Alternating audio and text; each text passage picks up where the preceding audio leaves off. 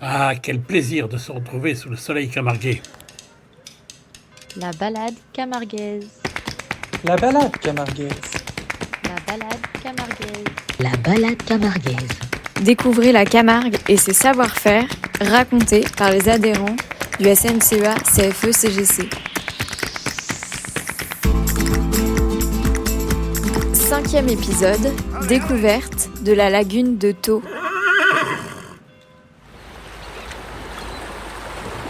Oui, nous sommes à Metz, à la ferme ostréicole La Noisette d'Or. La Noisette Doc, qui est gérée par Karine et Yvan Cossel.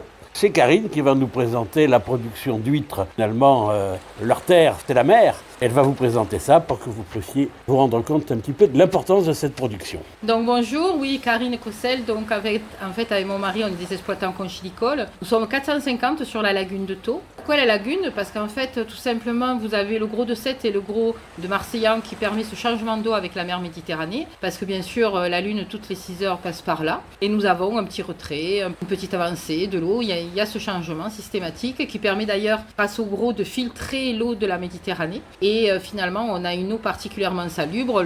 Notre grand témoin de salubrité, qui est là depuis plus de 35 ans, c'est quand même l'hippocampe. On sait très bien que l'hippocampe, là où il se trouve, ça veut dire que c'est particulièrement propre. Dernièrement, ça va faire petit 5 ans, on va dire. Nous avons aussi la moule de nacre. Alors, c'est peu connu, mais pour les gens qui connaissent, ça va les interpeller tout de suite.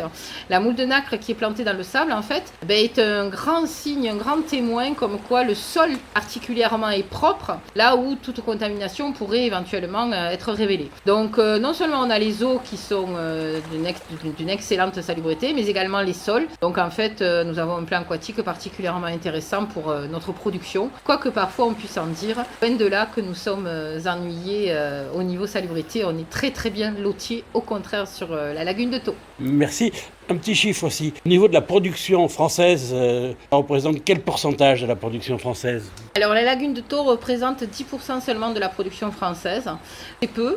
Mais en même temps, nous sommes axés au niveau distribution. On va dire que, bien sûr, on se fait dans toute la France, on envoie dans toute la France, on expédie également dans les pays à proximité de frontières. Il y en a qui expédient beaucoup plus loin, mais bon. De façon générale, disons, on va dire qu'on inonde tout simplement jusqu'à Lyon, voilà, avec notre produit. Eh ben, le sud de la France est bien loti grâce à vous. Merci infiniment.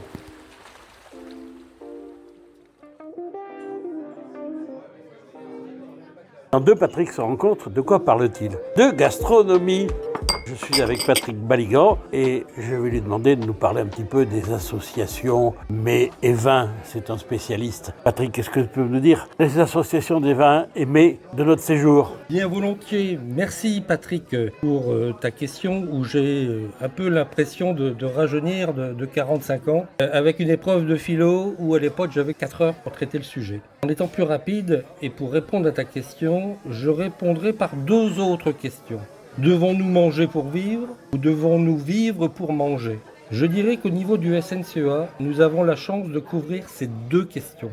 D'une part, tous les membres de notre syndicat, qu'ils soient actifs ou retraités, ont eu l'immense responsabilité de produire avec passion des produits agricoles sains et de qualité pour nourrir la population, ceci dans le respect de l'environnement et du développement durable. D'autre part, ces mêmes personnes créent toujours du plaisir dans les produits tant agroalimentaires que viticoles qu'ils produisent.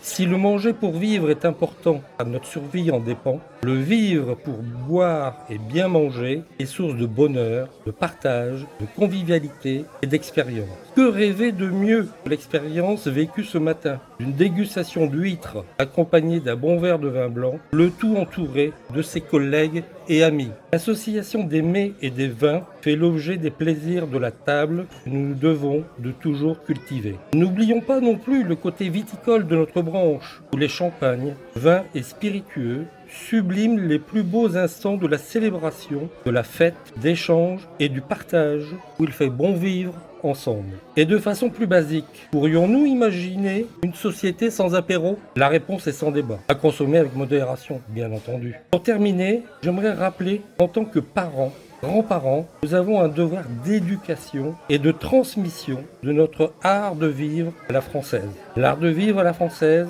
est unique et fait partie des valeurs de notre patrimoine culturel que nous devons de transmettre à notre descendance. Merci Patrick, j'en reste muet. Voilà, pour terminer cette journée, après un petit passage à l'espace Brassens à 7, je suis avec Philippe Guérin, qui est un spécialiste de ce gratteur de guitare. Et de rugby aussi, mais surtout gratteur de guitare. Philippe, est-ce que tu peux nous dire un petit mot sur ce que tu as ressenti en visitant ce musée Brassens, qui est quand même très spécifique? Il n'est pas très long à visiter, mais il est absolument merveilleux. On fait une circulation avec des audiophones, et à l'intérieur, ce n'est que musique, photo. Et à ce sujet, je vais vous poser quelques questions. À quelle date est né Georges Brassens?